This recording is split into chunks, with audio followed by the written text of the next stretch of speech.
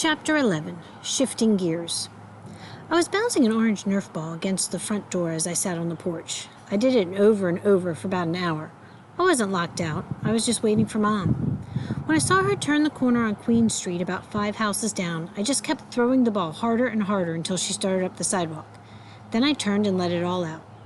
"He said you were part of the big picture problem," I shouted. "I said I cut Maria's nose off, not you. And he said this was not all about Maria's nose.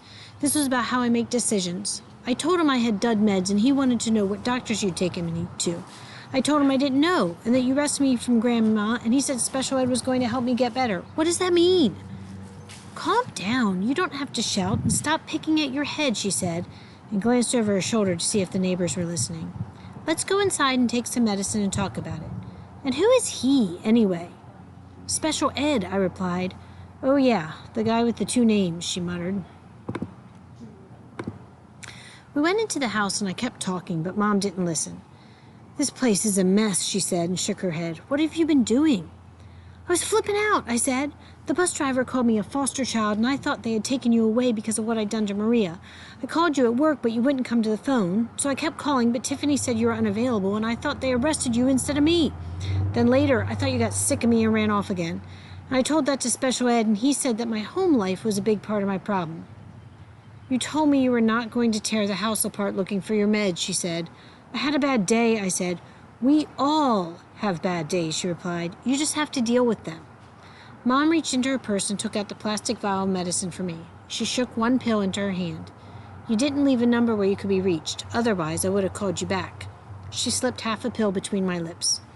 After I swallowed, I went to the refrigerator to get her the Mountain Dew as she pulled the amaretto out from under the sink. She mixed herself a drink and I dropped a red cherry in it.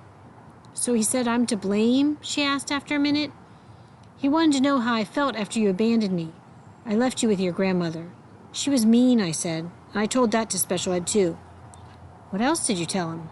"About Dad. And about our days, from when I wake up to when I go to bed. Everything." "Did you tell them I love you and I go to work every day at the beauty parlor and listen to everyone talk about their perfect kids and how sick that makes me because, for one, I don't believe their kids are perfect because no one is, and 2, they pretend their kids are perfect so they can look down at kids like you and parents like me?" She stood up and made another amaretto sour. "If you have 2 drinks, does that mean I can have 2 meds?" "No, it does not. And I wish you wouldn't go around telling strangers what we do at home." "Special ed said he's here to help me and that things would get worse before they get better." "He's right on that score," she said. "Damn right. You can tell him things might get worse for him, too." And she drank that drink down like it was water and mixed another while I just stared at her. "No, don't tell him that," she said, calming down. "It was a bad day for me, too. I thought about you at work all day and I worried about you, and the more I thought about what you would tell them about us, the more embarrassed I was. I came back for you, but just coming back isn't good enough. It's not just about having a roof over our heads, it's about what is in our heads. Do you get what I'm saying?" "Yeah," I said. "I spoke with the diet lady today and she said I don't eat right for my body, too." "Now what did you tell her?" Mom asked, and she lost her cool again. "That I like chocolate donut holes and tater tots and nachos, and that you never make me eat what I don't like? And what is wrong with that?" "She said I needed vegetables and salads and grains and asked if I take vitamins. I told her I eat a Reese's peanut butter cup every morning because you said peanut butter was good for me." "I need another drink," she said. "Special ed asked me if you drink," I said. She whipped around with the amaretto bottle in her hand. "And what did you tell him?" "That you drink," I said. "You do." I pointed at the bottle in her hand. "See? And special ed said that if I didn't tell the truth, I wouldn't get better." "Well, I spoke with Mr. Vanis today," she said, and mixed the drink. "It's the same guy," I said. "He's special ed." "I know," she said. "He called me after you left his office." "What did he say?" "I'm not telling," she said. "That's one of the differences between you and me. I know how to keep my mouth shut." "I can't help it that I talk too much," I said. "Try," she said. "Try not drinking," I said. "Why is it that one of us has to be right and one of us has to be wrong?" she asked. "Why does it always come down to that?" "Don't ask me why," I said, and pushed my fingers in my ears to not hear the word. She pulled my hands away. "Sometimes you really get under my skin," she said. "Sometimes I think it was easier chasing after your dad than it is chasing after you." "But you love me more," I said. "You said so yourself." "You're such an imp," she growled. I just smiled my big smile, the one where my eyes close up and I can't see anything but the inside of my face, which is like wearing a great big Halloween yellow smiley face mask. "Come on," she said. "Let's be bad for another day and order a pizza." "Can we get vegetables on it?" I asked. I promised I'd eat more. "Yeah, like what? Mushrooms, green peppers, onions? Don't forget the salad." "Get real," she said. "They don't make salad pizza. Salad is the opposite of pizza. Salad is for rabbits, and pizza is for people who love cheese and sausage and pepperoni, and that happens to be us." In the morning, I was sitting on the porch eating a slice of leftover extra cheese and vegetable pizza and waiting for the bus when Mrs. Maxey pulled up in her car and waved to me.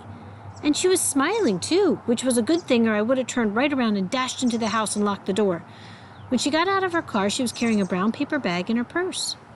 "How's it going?" she asked as she climbed the steps. "Pretty good," I said, "now that I'm eating more vegetables. Want a bite?" "No, thanks," she replied, and shook her head at me just like my mom does. "We've all been thinking of you." That made me feel a lot better than pizza. "I think of you too," I replied, "and I'll be back. I told you I would." "Well, keep making progress, and I'm sure you will." I got my courage up to ask the next question. "How's Maria?" I asked. "I went to her house to say I was sorry and her dad chased me away." "Maria is no longer at our school," Mrs. Maxey said. "Her family put her in Catholic school." "We have kids from Catholic school in special ed," I said. "They still wear their uniforms." "I know," said Mrs. Maxey. "We told her parents that the accident could have happened anywhere, but they were very concerned for Maria." "I still feel real bad about what happened," I said. "We all do, Joey," Mrs. Maxey said, "but we have to get over it and move on. Now let me show you what I brought." She removed a folder from the bag and showed me my math, English, geography, history, and science lessons. "Do these here with your mom and you can keep up with the class for the next few weeks. I'll keep bringing your homework so when they send you back you won't be too far behind. Okay?"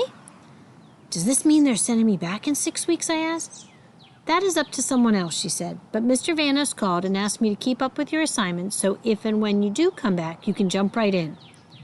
Then before she left I said, "I'm sorry." "I know you are, Joey. We all are. But we can stop being sorry now. It's time to shift gears and make sure it doesn't happen again. Okay?" "I'm sorry," I said again. I held my arms out for a hug and she gave me one. It was really good. And when I let go of her, I said, "I'm shifting gears and making certain it won't happen again." "Good," she said. "Very good." And she reached into her teacher bag and pulled out a strip of sticky gold stars. She peeled one off and pressed it onto my forehead. "This," she said, "is for shifting gears." I carefully touched the star and felt the 5 gold points, one for each subject. "My mom said when I'm better she'll get me a dog." "That would be very nice," she said. Oops. "I have to run. You know how the class can get when I'm not there on time." I remembered. She turned and walked down the steps, and I could see pizza sauce on the back of her dress where I'd put my hands during our hug. "Mrs. Maxey!" I hollered and waved the pizza in the air. "I already packed a lunch," she called back before I could tell her about the handprints. "Thanks." As soon as she left, I wiped my hands on my pants and dumped all the stuff she brought me inside the house. In a few minutes, the special ed bus pulled up. I got on and Charlie was waiting for me. "Sit here," he said, and gave me a head nod just like yesterday. "Want some pizza?" I asked. "Sure," he said, and I held it up to his mouth and he took a bite. "Be careful," I said. "It's a little messy."